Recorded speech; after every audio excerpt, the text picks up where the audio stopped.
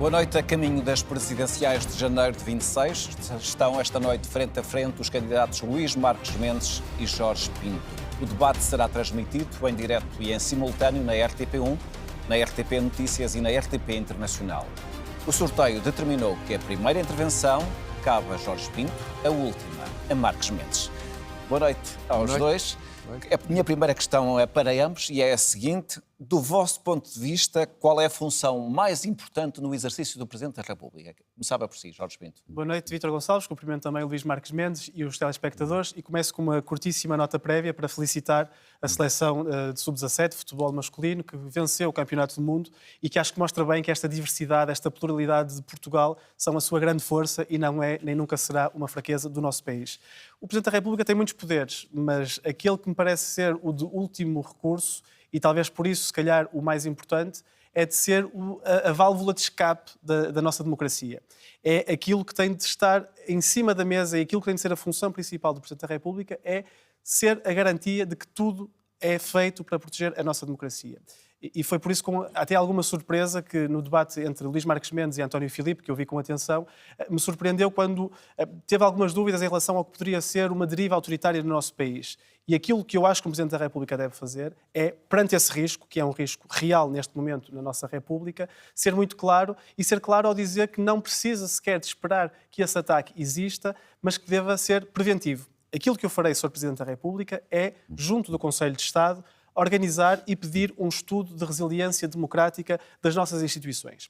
Algo que foi feito, por exemplo, em França e que demonstrou que em apenas 18 meses, em menos de 2 anos, com alterações legislativas e constitucionais cirúrgicas, o próprio regime poderia ser alterado, coisa que foi, por exemplo, na Hungria. Eu não quero isto para o meu país e não quero que cheguemos a esse ponto. Portanto, acho que um Presidente da República tem essa função preventiva de defesa do regime e aí sim, talvez, a mais importante das funções do Presidente da República. Vou dar agora a palavra a Marques Mendes, mas depois, a seguir, já lhe vou perguntar que válvulas é que poderiam ser introduzidas, do seu ponto de vista, nesse estudo que sugere. Marques Mendes, para si, qual é, e tendo em conta a Constituição e tendo em conta o que é a experiência presidencial dos últimos 5 presidentes, qual é o poder mais importante em Belém? Deixe-me também cumprimentá-lo a si, cumprimentar o Jorge Pinto, cumprimentar os telespectadores, se não levar a mal de uma forma muito especial, porque também estamos na RTP Internacional, cumprimentar os portugueses das comunidades em toda a parte do mundo, porque Portugal não são só os 10 milhões cá dentro, são os 5 ou 6 milhões lá fora, e às vezes as comunidades portuguesas no estrangeiro são muito, muito esquecidas. E também associar-me à saudação à seleção nacional, porque é um grande exemplo daquilo que eu quero para o meu país, ambição. Aqueles jovens são um notável exemplo. Agora, respondendo diretamente à sua questão, eu acho que o poder mais importante que o Presidente da República tem é o poder da palavra e da magistratura de influência, que estão ligados. Sobretudo por isto. Qual é o meu grande objetivo nesta candidatura? Puxar Portugal para cima. Ambição nacional. Ambição económica para o país crescer mais. Ambição social. Ambição tecnológica. Ambição relativamente aos jovens. Ou seja, qual é o meu modelo de país? Nós temos que começar pelos objetivos. O que é que eu desejo para Portugal? Uma nação mais rica, um país mais justo, uma sociedade mais culta. Ou seja, é preciso um espírito reformista para concretizar isto, este é o caminho, é preciso estabilidade e é preciso ambição. E para tudo isto, o poder da palavra e da magistratura de influência do Presidente da República é muito e muito importante. É fundamental mesmo que nós mudemos esta atitude de em cada problema vermos uma fatalidade. Não, em cada problema nós temos que ver uma oportunidade. Portugal está quase a fazer 900 anos de história. Não somos uma nação qualquer. Já tivemos crescimentos económicos maiores. Podemos ter, apesar de neste momento até não estar razoavelmente bom. Mas temos um país ainda com muitas desigualdades sociais. Vítor, basta pensar nisto. Esta hora estão seguramente muitos idosos, pensionistas e reformados a ver-nos. Vão ter pela lei um aumento de 2,8%. É bom porque é ligeiramente acima da inflação, mas é curto, muito curto, para pessoas que têm pensões de reforma de 300, 400, 500, 600 euros. Como é que isto se resolve? Sem demagogia, resolve-se pondo o país a crescer mais, ou seja, a ter mais ambição. Curto, acha que o Governo podia ter ido mais longe? Não, este é o critério da lei. O Governo até vai mais longe, atribuindo depois, ou propondo-se atribuir depois, no verão, um suplemento extraordinário. Não. O que eu acho é que os aumentos normais são baixos por força da lei. E são baixos em grande medida porquê? Porque temos pouca economia. E temos pouca economia porquê? Porque não temos ambição. A minha preocupação central como Presidente da República vai ser usar a palavra, a magistratura de influência para puxar o país para cima. Esta mesma questão que eu coloquei a ambos no início, qual é, digamos, a função mais importante do Presidente da República, foi colocada numa sondagem do ICS aos cidadãos, e foi revelada ontem no Jornal Expresso, e os portugueses indicavam como primeira questão, primeira função do Presidente, obrigar o Governo a agir, fiscalizar o Governo e colaborar com o Governo. Que conclusões é que tiram destes números? Isto vai ao encontro daquilo que são as suas intenções se vier a ser eleito, Jorge Pinto? Vítor esteve aqui comigo no meu primeiro debate, não me deixa mentir. Eu tenho sido claríssimo em relação ao que eu vejo que pode ser uma influência positiva por parte de um Presidente da República, e desafio também Marcos Mendes a trazer essa mesma clareza para este debate, em temas como, por exemplo, o que fazer com a atual proposta ou anteproposta para a lei laboral. O que fazer caso haja uma tentação de uma revisão drástica da Constituição apenas à direita, que não foi discutida durante as eleições legislativas e que foi até negada por parte daqueles que acabaram por vencer essas eleições. Alterações drásticas, como, por exemplo, a retirar direitos ao nível dos direitos, liberdades e garantias. Retirar os trabalhadores da equação no que diz respeito às negociações dos seus próprios contratos de trabalho. Portanto, o que é que o Luís Marques Mendes, enquanto Presidente da República, faria perante isto? Esta clareza eu tenho trazido sempre. E depois... E acha que tem faltado deste lado? Acho que tem faltado em alguns aspectos, mas há um aspecto que aqui é fundamental, precisamente vindo dessa sondagem, que diz respeito à interferência e à intervenção de um futuro Presidente da República. E eu percebo que possa soar injusto para Luís Marques Mendes, mas Luís Marques Mendes é o candidato mais próximo do atual governo.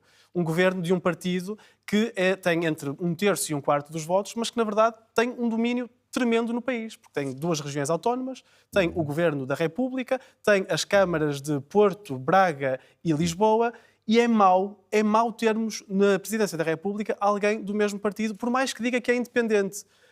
Porque essa independência, muitas vezes, pode não ser efetivamente independente, porque nós todos temos influências e um passado connosco, e no caso de Marques Mendes tem um passado de décadas no PSD, legítimo, evidentemente, e também pode não parecer assim aos olhos dos portugueses.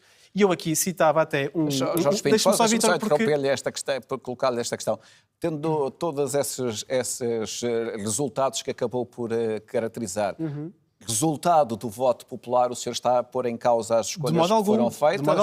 De modo algum. O que digo é que um Presidente da República pode e deve ser um contrapeso democrático. Os portugueses não devem querer, e eu acho que não querem mesmo, e eu não quero, ter os ovos todos na mesma cesta. Isto não é bom para o país. Não é bom para o país. E eu, como dizia, citava o comentador Luís Marques Mendes, que praticamente há 6 anos, dia por dia, num outro assunto é certo, acabava dizendo: esta suspeita pode ser injusta, mas em política, às vezes, o que parece é.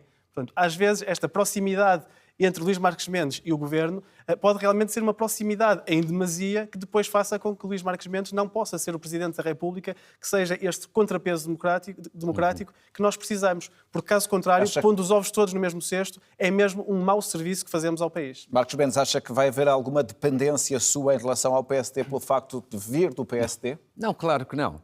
Eu sou na Presidência da República, nesse plano, igual a Mário Soares, a Jorge Sampaio, a Cavaco Silva ou a Marcelo Rebelo de Sousa. Todos vieram de um partido, não é? Todos vieram dos seus partidos, todos foram líderes partidários e, concorde ou discorde das suas decisões em Belém, foram independentes. E, portanto, eu sou rigorosamente independente. E já dei provas disso, também noutros momentos e noutras ocasiões. Mas aquilo que o Jorge Pinto estava a colocar era a questão de saber da hegemonia. Num determinado momento um partido que é dominante em várias instituições. Eu não queria interromper, peço desculpa, mas só para dizer, é que em nenhum desses casos, tem toda a razão, mas em nenhum desses casos houve esta hegemonia a todo nível. Houve, claro, é uma especificidade que em Portugal, pela primeira vez na nossa democracia... Já vai ver. Na nossa democracia, os vários presidentes conviveram com vários tipos de governo. Mas vou dizer uma coisa, vamos a um exemplo concreto que desmonta completamente a sua teoria. Há 30 anos, 1995 e anos seguintes, houve um presidente socialista, Jorge Sampaio, um primeiro-ministro socialista, António Guterres. Portanto, nessa sua linguagem estavam os ovos no mesmo cesto e ninguém se queixou disso e não correu mal. Não houve nenhum problema. Sabe porquê? Porque Jorge Sampaio foi um presidente independente. imparcial e isento. E é aquilo que eu também serei. Portanto, esse exemplo já aconteceu e ninguém se queixou. Ninguém. Funcionou bem. O importante é isto mesmo, é a atitude da independência. Aquilo que os portugueses querem num Presidente da República é aquilo que eu acho. Depois os portugueses decidirão. Os portugueses querem ver experiência, querem ver preparação e querem ver independência. E eu julgo que a minha candidatura, a candidatura que eu estou a protagonizar, tem isso. Agora, o mais importante, para além disso, é oferecer ideias e propostas concretas às pessoas. Deixe-me aqui dizer o seguinte. Eu só conheci hoje o Jorge Pinto. Tenho enorme até simpatia pelos debates que vi dele. Porque ele, pelo menos, tem uma ou outra ideia. Não é como aqueles que só fazem debates na base do ruído. Eu acho que ele teve uma ideia que eu acho errada, mas ao menos teve uma ideia. Eu cumprimento-o por isso. Os outros, às vezes, é só ruído, não tem. Agora, é uma ideia que nos separa completamente. Do ponto de vista de objetivos e do ponto de vista das prioridades. Jorge Pinto disse, é uma ideia, é sexy até, disse, se houver uma grande revisão constitucional... Drástica e tudo isso, eu dissolvo o Parlamento. Pois eu queria dizer o seguinte, que essa é uma divergência total que nós temos. E que é uma divergência saudável, que devemos assumir. Em primeiro lugar... E a clareza. Não e clareza. Eu cumprimento por isso comparado com outros. Eu discordo completamente disso.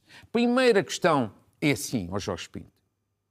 Eu acho que não é prioridade nenhuma no país haver uma revisão constitucional. E é por isso que eu acho que não vai haver nenhuma revisão constitucional e muito menos uma revisão dessa natureza. Sabe porquê? Porque as revisões constitucionais em Portugal fazem-se sobretudo com PS e PSD. Pois. E, portanto, isso não é possível. Mas a grande questão é assim, quem introduz um tema deste, a ideia da dissolução, tem as prioridades erradas.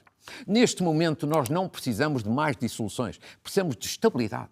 Estabilidade para criar ambição. Mas, acha, sobretudo... acha que a série de dissoluções que existiu nos últimos anos foi um dos fatores da instabilidade no país? Quer dizer, eu acho que já houve dissoluções a mais, mas agora a minha preocupação é para o futuro. Eu nunca falo de dissolução por uma razão muito simples. O meu objetivo é a estabilidade.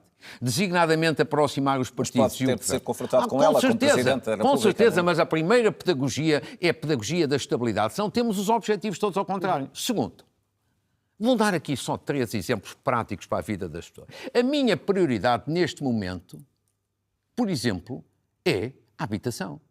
A habitação em particular para os jovens.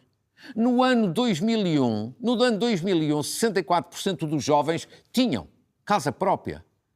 Já em 2017 e daí para cá, isto reduziu-se praticamente para 24%. Prioridade é essa. Eu concluo. Só um minuto. Não chega a um minuto. Eu concluo. Tenho que dar a palavra para mudar a habitação não é preciso nenhuma revisão constitucional. Prioridade é melhorar a saúde. Não é preciso nenhuma revisão constitucional. Prioridade é pôr a economia a crescer. Não é preciso nenhuma revisão constitucional. A prioridade é também aumentar as pensões pensionistas e reformados, como acabei de falar. Isto não precisa de revisão constitucional. Isto precisa de quê? Do contrário do que Jorge Pinto propõe. Precisa de estabilidade, por um lado, para criar ambição para a vida das pessoas. Jorge Pinto, tenho que lhe dar agora a palavra porque está com um atraso em relação a Agradeço, Vítor, e agradeço e digo sem qualquer ironia a sua clareza em relação a este ponto. Espero que os outros candidatos possam ser igualmente claros em relação àquilo que defendem, porque, contrariamente àquilo que diz Luís Marques Mendes, eu não estou tão convencido de que essa revisão não vai acontecer. Não estou tão convencido, nem tão otimista, que nos anos que ainda temos de legislatura não irá haver essa tentação. Mas eu estou muito a favor daquilo que chamou a pedagogia da estabilidade. Eu próprio tenho sido muito crítico, e fui aqui também com o Vítor Gonçalves no meu primeiro debate, em relação a estes miniciclos políticos que foram, sobretudo, consequência da ação do Presidente da República, Marcelo Rebelo de Sousa. E acho que os portugueses estão fartos desses miniciclos e querem essa estabilidade.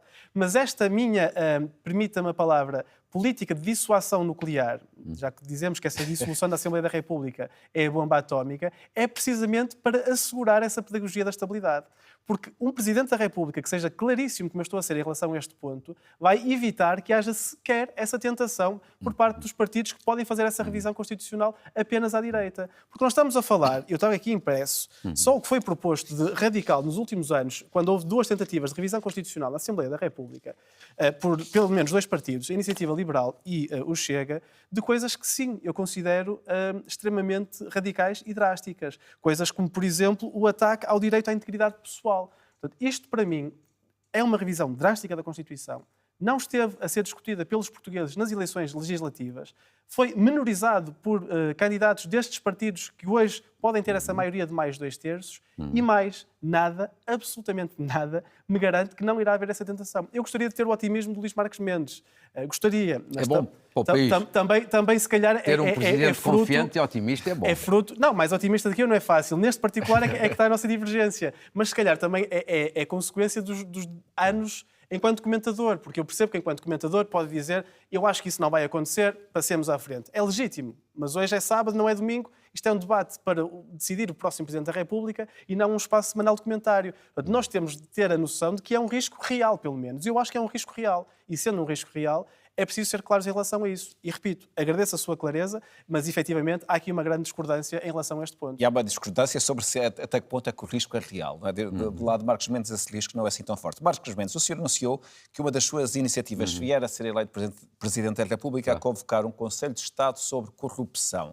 Sendo o Conselho de Estado um órgão de aconselhamento do Presidente, que influência é que isso teria na resolução dos problemas da Justiça? Todos. E no combate à corrupção?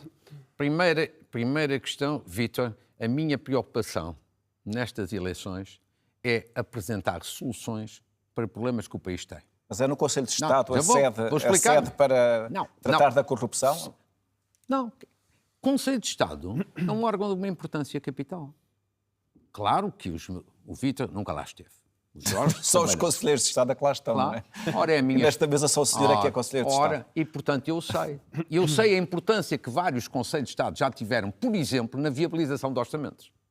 Porque é um órgão de aconselhamento do Presidente da República, onde está o Primeiro-Ministro e estão os líderes da oposição. Só isto é uma força enorme. E depois tem um conjunto de senadores que exercem uma influência muito grande. E, por isso, o Conselho de Estado nunca na vida teve uma agenda sobre reforma da justiça e combate à corrupção. Não é para tomar decisões, porque o órgão Conselho de Estado é um órgão consultivo, mas é um órgão para aproximar posições. Vamos ser francos. Mas é um órgão que influencia as decisões do Governo? Não, as decisões do país.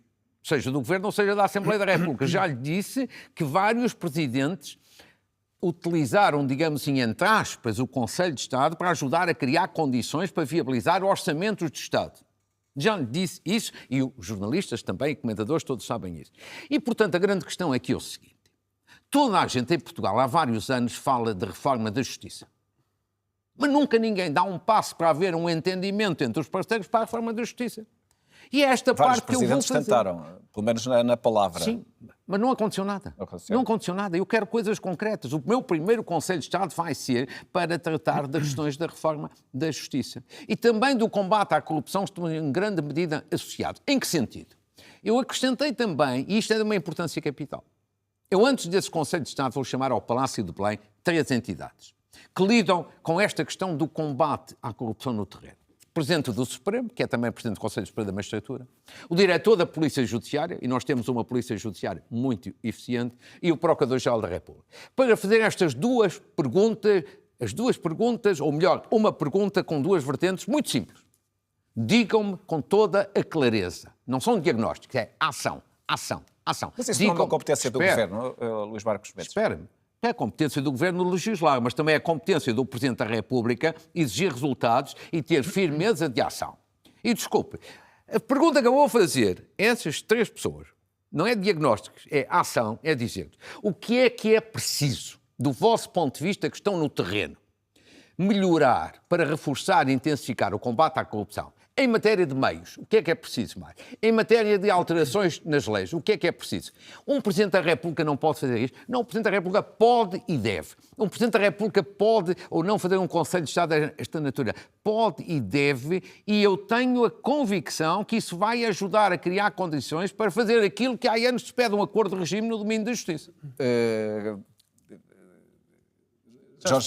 Jorge Pinto, como é que vê esta proposta de Luís Marques Mendes de, a partir de Belém, lançar uma reforma da justiça e estimular o combate à corrupção? Acha que isso é um poder que cabe ao Presidente?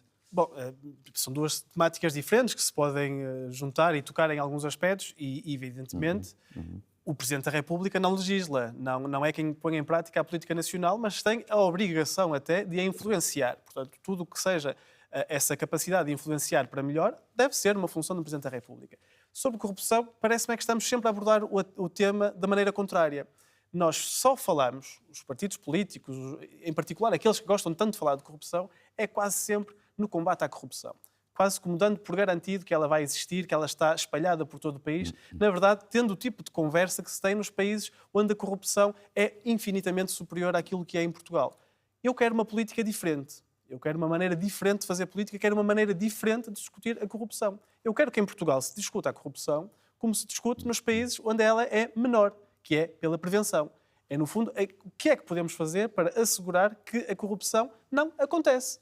Porque eu, ouvindo alguns dos outros intervenientes políticos, até nesta eleição presidencial, é quase como se eles desejassem que Portugal fosse profundamente corrupto para depois poderem vir dizer aqui estamos nós, é preciso combater a corrupção. Não, aquilo que eu desejo e desejo profundamente é que se previna a corrupção logo à partida. E isto pode ser feito de muitas maneiras. Qual é a dimensão da corrupção na política em Portugal? Qual é a sua ideia? Há vários índices, cada um tem a sua validade.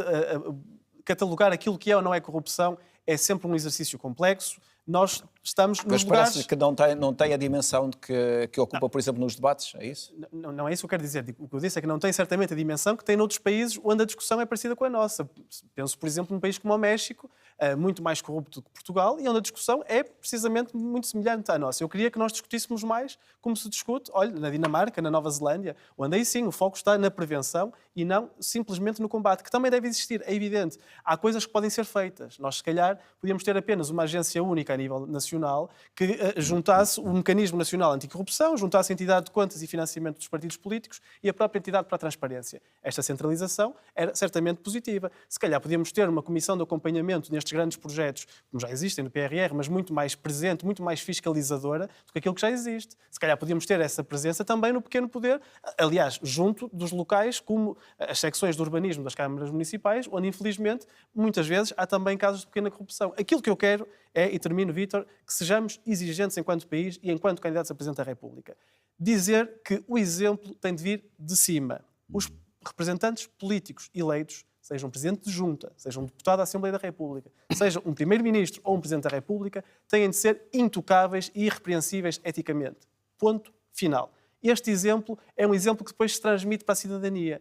Nós precisamos de uma cidadania vigilante também no combate à corrupção. Porque se fizermos isso, se conseguirmos esta alteração cultural de não aceitar a corrupção, da pequena corrupção à grande corrupção, aí sim vamos começar a mudar as coisas. Um Conselho de Estado para isso é bom, mas é suficiente? Eu acho que não. Acho que não. É um passo, mas há muito mais a fazer. Pinto, recentemente, também o Governo criou a Comissão de Combate à Fraude no SNS, liderada pelo juiz Carlos Alexandre. Do seu ponto de vista, o SNS é um dos territórios onde a corrupção é maior? Isto parece uma jogada de marketing do Governo. E vou explicar porquê. Porque, repare, o Governo, quando tomou posse na anterior legislatura, dizia que tinha um plano a muito breve prazo para responder aos problemas do SNS. Como não conseguiu apresentar resposta, foi inventando diferentes problemas. Ou eram os imigrantes, agora são as fraudes. Fraudes essas que é evidente que existem. Não sei se existem, eu peço desculpa porque está aqui uma mosca gigante a distrair. Mas esses problemas é evidente que existem. O que eu quero dizer é que já houve uma equipa semelhante em 2012, se a memória não me atraiçoa. Os resultados foram relativamente limitados em relação àquilo que identificaram. O que eu me pergunto é porquê o juiz Carlos Alexandre? Porquê? Qual é a sua experiência? Qual é a sua experiência em relação à saúde? E como é que nós fazemos isto? E, em paralelo, outro debate que eu gostaria de trazer também para esta sessão de hoje, anunciamos no Conselho de Ministros esta semana esta nova reorganização e este novo empoderamento das CCDRs para a saúde. Ora, eu gostava que discutíssemos a verdadeira regionalização, outro ponto do qual também discordo frontalmente com o Luís Marques Mendes, mas que é, na verdade, um imperativo constitucional. E um Presidente da República, se quer cumprir a Constituição... Vamos para o outro tema, a greve-geral, Luís Marques Mendes. Não, peço imensa desculpa, deixe-me fazer 2 ou 3 comentários, até porque um é de concordância. Deixe-me só dizer. Vamos ser completamente francos. Primeiro ponto, estamos de acordo que, evidentemente, a corrupção não é apenas o lado repressivo, começa pelo lado preventivo. Evidentemente, estamos de acordo. Segundo ponto, neste lado preventivo, nós temos que colocar o enfoque, acima de tudo, no combate à burocracia. A burocracia brutal que existe em Portugal não é apenas um desastre para a economia.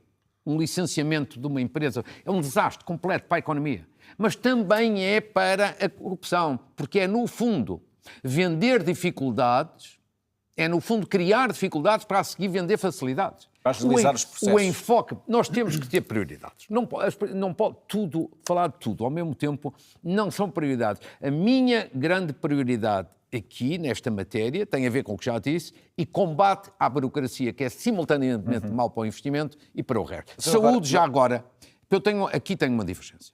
Acho que aquilo que foi anunciado na saúde é uma belíssima decisão. É uma boa decisão porque foi rápida, ou seja, tem-se vindo a acumular vários casos na saúde, é preciso saudar a Polícia Judiciária uma vez mais, porque significa que o Estado está a descobrir a fraude, é bom, mas o Governo agiu criando uma entidade para, digamos, estabelecer regras nesse domínio. O nome do juiz Carlos Alexandre. Acho que o juiz Carlos Alexandre é muito bem escolhido. A experiência que ele tem, designadamente em matéria de tratar na área dele da justiça, combate à corrupção, incute respeito, para não dizer até medo, mas sobretudo respeito. E eu acho que ele não precisa de saber de saúde, porque ele não vai ser Ministro da Saúde, nem Secretário-Estado da Saúde, mas vai criar as condições ou propor regras para, no domínio justamente da prevenção, poder haver, de facto, uma situação bem mais exigente do que o facilitismo que, pelos vistos, exige hoje. O último ponto sobre a greve geral. E agora dava a palavra ao Jorge Pinto. Jorge Pinto, o Presidente deve intervir como mediador de conflitos laborais, do seu ponto de vista? Bem, depende do que estamos a falar. Repare, neste caso em Estamos a falar particular, deste caso nós em estamos concreto. a falar de um projeto que ainda nem sequer deu entrada na Assembleia da República, em relação ao qual o Mas sobre Governo... o qual há uma greve geral marcada. Exatamente. E os governos e as intersindicais continuam a negociar, tanto quanto sei, e ambas as intersindicais, numa decisão que há mais de 10 anos não acontecia, decidiram convocar esta greve geral. Tudo me parece estar de acordo com aquilo que é o regular funcionamento da nossa política, das nossas instituições e do modo como nós fazemos também legislação. Aquilo que me parece ser muito importante aqui, no que diz respeito ao Presidente da República, é também ser claro em relação àquilo que pensa em relação a esta lei. Eu já fui muito claro. Eu gostaria também que Luís Marques Mendes pudesse ser e ter a mesma clareza, porque eu ainda me lembro quando Luís Marques Mendes criticou de maneira até bastante dura, decisões do Tribunal Constitucional relativas a direitos laborais nos anos da Troika.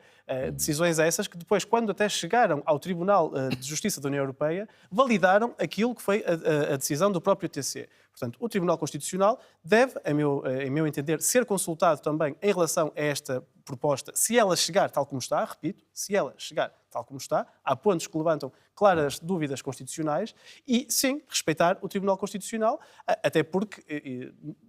Lembro-me também perfeitamente da maneira como Luís Marques Mendes criticou a redução semanal na função pública para as 35 horas. Não sei se ainda mantém essa posição, mas há um passado em relação a propostas, uma vez mais, vindas do PSD, relativas à retirada de direitos dos trabalhadores, à sua levada a Tribunal Constitucional e àquilo que Luís Marques Mendes, na altura, defendia em relação a essa tomada de posição do Tribunal Constitucional. Marques Mendes, dava-lhe agora a palavra. Só para dizer, porque foi muito... agora aos tempos. Que chegou a acusar de minoridade intelectual o próprio TC. Portanto, acho que é importante termos também presente... Marques Mendes quer responder a esta questão e perguntava-lhe exatamente se deve intervir como mediador, se o Presidente da República, nestes casos, deve intervir como mediador. Acho que pode e deve. Acho que pode e deve. É um bom exemplo. E no passado, vários presidentes da República tiveram esse poder de mediador. Porque a grande questão é a seguinte: o presidente não governa? Não. O presidente não faz leis? Não. Mas o presidente não é uma rainha de Inglaterra. Vamos ser francos. Não é. Não é um executivo, mas também não é uma rainha de Inglaterra. E, de facto, o poder mediador é um poder essencial.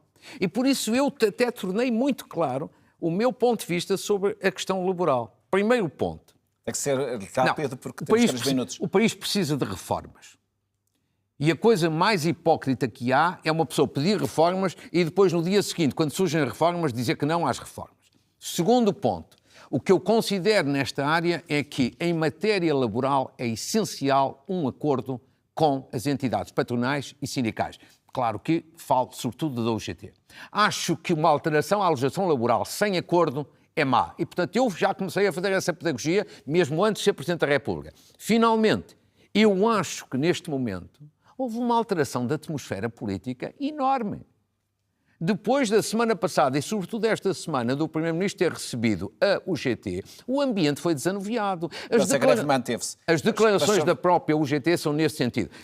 Vitor, eu termino. Eu sei, eu termino. O que eu quero dizer com isto é o seguinte. Nós temos que pegar em todas estas matérias com o objetivo que identifiquei no início. Ter espírito reformista, estabilidade, porque não podemos andar de ano a ano em eleições, e, sobretudo, ambição. Muita ambição. E, como se vê, podemos discutir isso na base de um total respeito, e eu cumprimento até por isso o Jorge Pinto. Jorge Pinto, tenho uma questão para si sobre a Venezuela. Há aqui uma diferença de tempos. O Jorge Pinto tem menos tempo e, portanto, eu vou-lhe dar agora um pouco mais, mas, apesar de tudo, pedia-lhe brevidade. Tem a ver com este novo conflito que está a emergir na América Latina com os Estados Unidos, que determinaram hoje o encerramento do espaço aéreo do território, e o presidente norte-americano avisou que haverá uma incursão terrestre muito em breve contra os traficantes de droga. Tendo em conta que há uma comunidade alargada de portugueses na Venezuela, se estivesse em Belém, o que é que o senhor faria? Olha, deixe-me começar com um ponto prévio. Eu não gosto de Nicolás Maduro, repudio tudo aquilo que o regime de Nicolás Maduro representa. Fique isto bem claro e cabal na minha posição.